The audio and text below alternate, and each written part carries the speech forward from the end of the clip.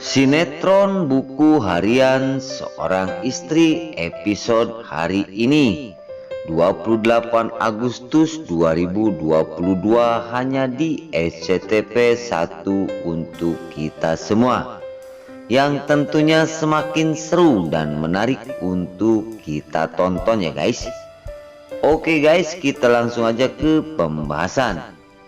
Di situ terlihat Fajar yang selalu melihatin kamarnya bekasnya si Alia si ular kobra.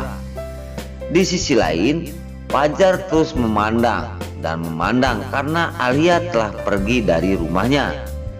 Singkat cerita, di situ sedang memantau kamarnya bekas Alia, tiba-tiba mamahnya datang, yaitu Tante Merlin. Dan Tante Merlin pun berkata kepada Fajar bahwasanya, ungkap Tante Merlin, kamu kenapa memandang terus kamarnya bekas Alia? Kamu ada rasa kangen dan ada rasa penyesalan, ungkap Tante Merlin kepada Fajar. Fajar langsung terkejut dan menjawab, aku tidak cuma melihatin kamar ini. Di sisi lain, di situ Tante Merlin terus menyindir dan menyinggung kepada Fajar. Ungkap Tante Merlin kepada Fajar, kamu jujur aja kepada ibu, pasti kamu kangen kepada Alia. Maka dari itu, kenapa kamu telah mengusirnya dan suruh pergi dari rumah ini, ungkap Tante Merlin. Namun Fajar terdiam, tidak menjawab lagi.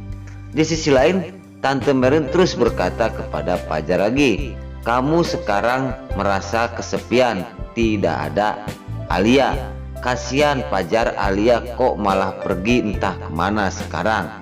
Di situ cuma tersenyum dan Fajar pun tidak berkata apapun. Padahal di dalam hatinya Fajar pun merasa kasihan sekali kepada si Alia si ular kobra.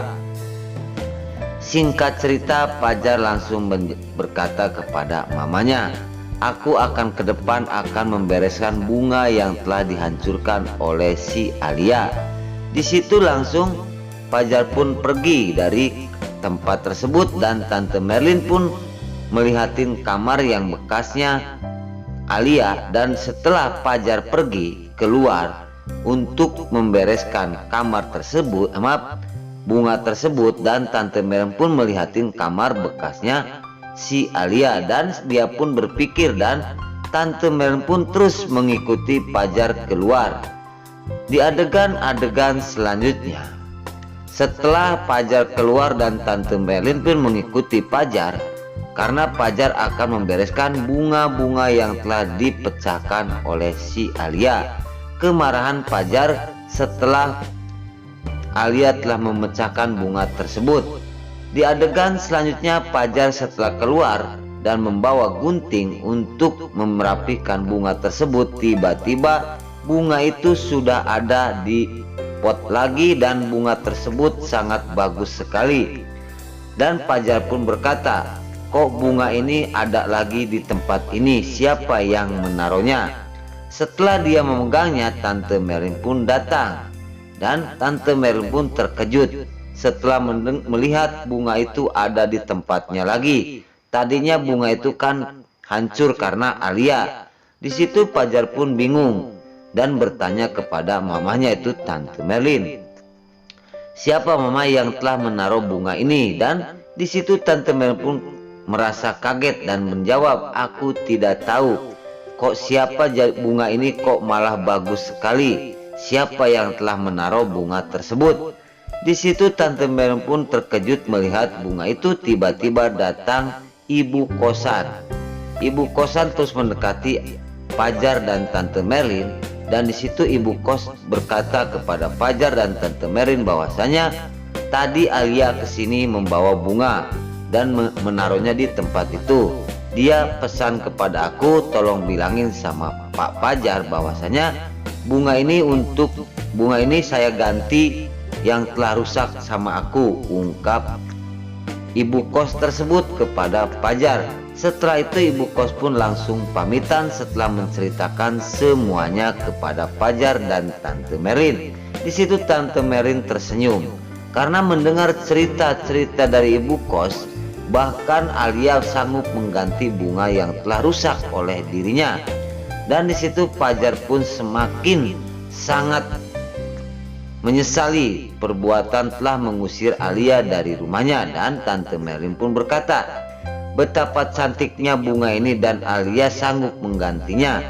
Di adegan-adegan selanjutnya, keesok harian terlihat dewa yang telah mendatangi di mana si Lipiul berada. Di situ Dewa dan Nana lagi terdiam. Tiba-tiba datang beberapa pemuda bersama si Alia, si Lipiul yang telah melihatin Dewa. Dan Lipiul berkata kepada temannya bahwasanya itu ada Mas Dewa bersama Nana. Dan di situ langsung Nana pun dan Dewa melihatin, dan Dewa mendekati Lipiul. Dan Dewa berkata kepada Lipiul, Lipiul, kamu harus pulang dari sini, harus pergi, jangan diam saja di sini, ungkap Dewa kepada adanya Lipiul. Namun Lipiul tidak mau pergi dari tempat tersebut. Dan di situ Dewa berkata lagi, kamu tidak pantas main bersama anak-anak muda ini, kamu sudah punya suami, ungkap Dewa. Namun Lipiul tidak peduli karena kekecewaan Lipiul kepada kakaknya Nana, Dewa, setelah suaminya dipenjara. Karena Dewa lah yang telah melaporkan tentang masalah Ronai Buanai. Di situ Dewa menceritakan kepada Lipiul, dan Lipiul pun kekeh tidak ingin pergi dari tempat tersebut. Dia pengen sekali main bersama teman-temannya. Dan di situ Dewa memaksanya menarik Lipiul. Di situ berontaklah Lipiul dan teman-temannya melihatin Dewa yang sedang menarik Lipiul. Dan temannya berkata, kenapa Kak Lipiul kau ditarik? Ayo kita ikutin kalau ada apa-apa dengan Lipiul, ungkap temannya tersebut. Setelah dibawa oleh Dewa, Lipiul dan temannya pun mengikuti, dan Dewa menarik-narik terus Lipiul mengajak pergi dari tempat tersebut. Namun Lipia pun tidak ingin, dan dia pun berkata, hentikan Mas Dewa, aku tidak ingin pergi dari tempat ini sebelum suamiku keluar dari penjara, ungkap Lipiul berkata seperti itu kepada kakaknya itu Dewa Buana. Dan di situ Nana pun terus melihatin Lipiul yang diajak pulang oleh kakaknya tidak mau. Malah di sisi lain Dewa marah sekali. Kamu tidak bisa diatur, kamu keras kepala, sekarang kamu pergi dari tempat ini karena kamu tidak pantas bareng bersama laki-laki yang bukan sebabat kamu.